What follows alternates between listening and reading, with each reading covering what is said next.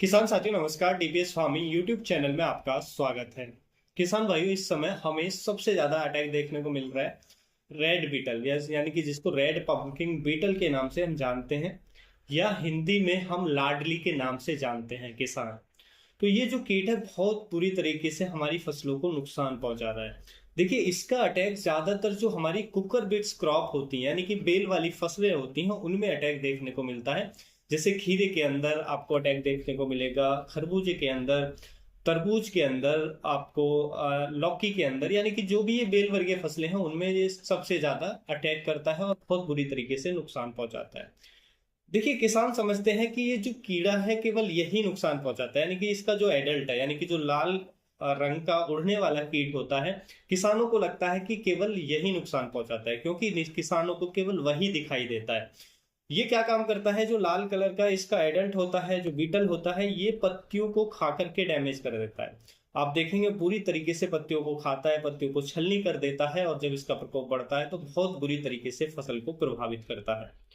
उसके साथ साथ देखिए, इसका जो लार्वा होता है, यानी कि ये अंडे देता है जमीन के पास, और वहां से लार्वा निकलकर जमीन के अंदर जो हमारा तना होता है या पौधे का रूट्स होता है, यानी कि जड़ें होती हैं, उनको भी इसकी जो सूंडी है, गिडार है, यानी कि इसका लार्वा है, वो जड़ों को खा करके डैमेज करता है।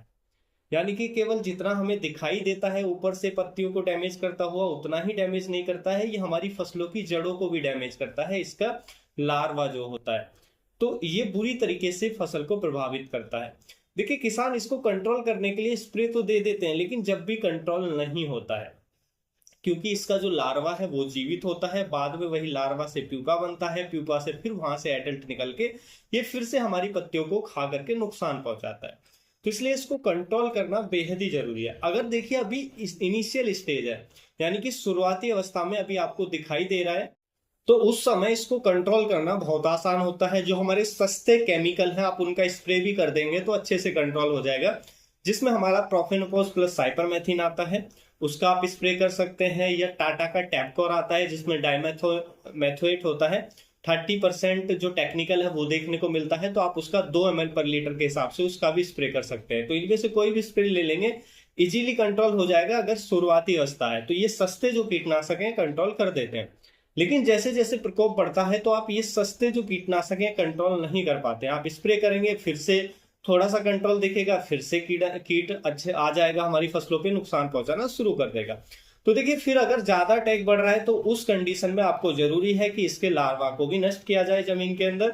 उसके लिए या तो हमारा जो क्लोरोपोरिफॉस आता है, यानी कि लीथल के नाम से एक दवाई आती है, उसको पानी के साथ चला सकते हैं। अगर पानी के साथ चला रहे हैं, 1 लीटर 1 एकड़ में चला दीजिएगा, तो लार्वा नष्ट हो जाएगा और इसको कंट्रोल करने में बहुत अच्छा आपको रिजल्ट देखने को मिलेगा। और यदि ड्रिप से दे रहे हैं तो 400 या 500 ml पर एकड़ के हिसाब से, ड्रिंच कर रहे हैं तो 2 ml/लीटर के हिसाब से ड्रिंच कर सकते हैं। तो इस तरीके से जो हमारा लीथल दवाई आती है क्लोरोपोरिफॉस, उसको आप चला सकते हैं, तो लार्वे को अच्छे से कंट्रोल करेगा। और फिर स्प्रे में कोई अच्छी सी दवा आप यूज कर सकते हैं अगर ज्यादा अटैक है। जैसे हम यूज कर सकते हैं, हमारा बासप का एक पायरेट आता है जिसमें क्लोरपेम्पियर जो टेक्निकल है वो देखने को मिलता है, तो 1 ml/लीटर के हिसाब से आप इसका स्प्रे कर दीजिएगा, बहुत अच्छे से कंट्रोल करता है। उसके साथ साथ देखिए, ये जो पायराइट है ये आपकी बेल वाली फसलों पर माइट्स को भी कंट्रोल करेगा। अगर माइट्स का भी आपको लग रहा है और साथ में आपको रेड बीटल है, तो ये दे दीजिएगा, दोनों कंट्रोल हो जाएंगे। उसके साथ साथ एक डेलीगेट आता है जिसमें स्पाइनेटोरम टेक्निकल देखने को मिलता है, वो हमारा रेड बीटल को अच्छे से कंट्रोल करेगा। साथ में अगर थ्रिप्स का अटैक है तो उसको भी अच्छे से कंट्रोल करेगा, लीफ माइनर को कंट्रोल करेगा। तो थ्रिप्स, ज्यादा अटैक थ्रिप्स का दिख रहा है और साथ में रेड बीटल है, तो आप उसका दे दीजिएगा, वो बहुत अच्छा काम करता है इसके ऊपर, उससे भी अच्छे से कंट्रोल हो जाएगा।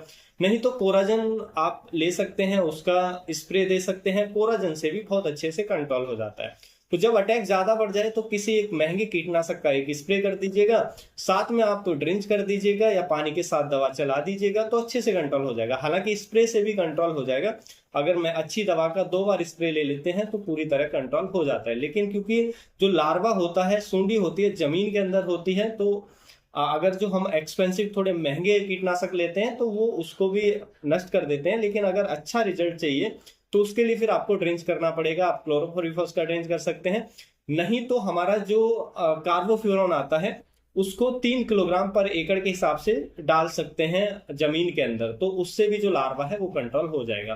तो इस तरीके से जो रेड बीटल है आप उसको इफेक्टिवली कंट्रोल करके अपनी फसल को सुरक्षित रख सकते हैं। उम्मीद है किसान भाई जो आज की जानकारी है आपको अच्छी लगी होगी। जानकारी अच्छी लगी तो वीडियो को लाइक शेयर एंड सब्सक्राइब करना बिल्कुल ना भूलें। फिर मिलेंगे हम आपको एक और नई वीडियो में नई जानकारी के साथ। तब तक के लिए आप अपना ख्याल रखें। धन्यवाद।